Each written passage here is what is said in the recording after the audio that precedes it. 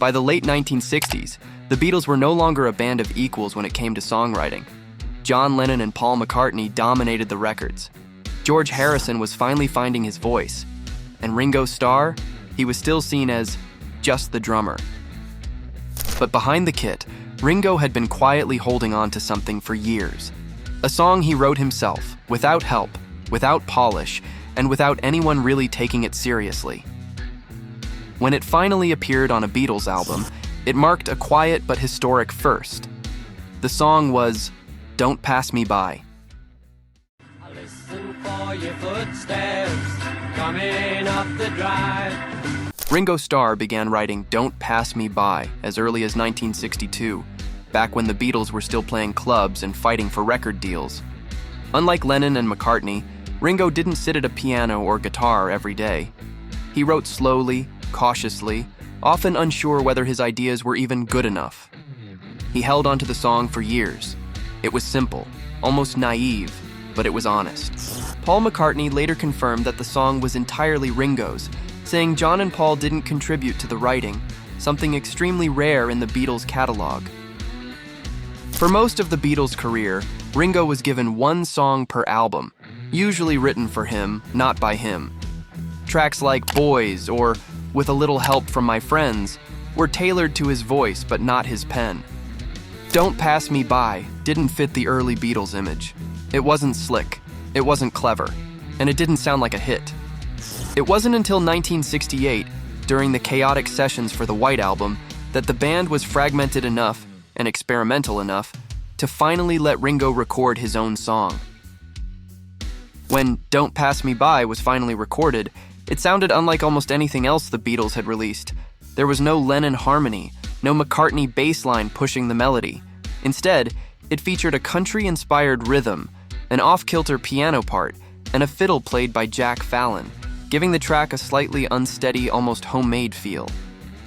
That looseness wasn't an accident. It reflected Ringo himself, unpolished, human, and unconcerned with perfection. Producer George Martin later admitted the song was unconventional, but also important. It mattered because it was Ringo's. Lyrically, "Don't Pass Me By" is simple, almost deceptively so. It's about waiting, about fear of being left behind, about loving someone and worrying they might never come back. Many fans later saw the song as unintentionally symbolic of Ringo's place in the band. While Lennon and McCartney raced ahead creatively, Ringo stood still, patient, loyal, and quietly hoping not to be forgotten. Ringo himself never overanalyzed it. He once said, "I just wrote what I felt. I didn't know any other way." "Don't Pass Me By" was the first Beatles song written entirely by Ringo Starr, not co-written, not assisted, not revised by Lennon or McCartney. It wasn't praised by critics at the time, and it was often overlooked, but it changed everything. After this song, Ringo would go on to write "Octopus's Garden," more confident, more playful, and far more accepted by the band. This was the beginning. George Martin never pretended "Don't Pass Me By" was a masterpiece, but he understood its importance. The Beatles, by 1968, were no longer about perfection. They were about individual voices, and this song proved Ringo had one. Martin later reflected that allowing Ringo to record his own song was part of what made the White Album so honest. It wasn't about sounding like the Beatles anymore. It was about sounding like themselves. "Don't Pass Me By" will never rank among the Beatles' greatest compositions, but historically, it stands alone. It was the moment Ringo Starr stepped out from behind the drums and said, "I'm here too." Not as a novelty, not as a joke, but as a songwriter.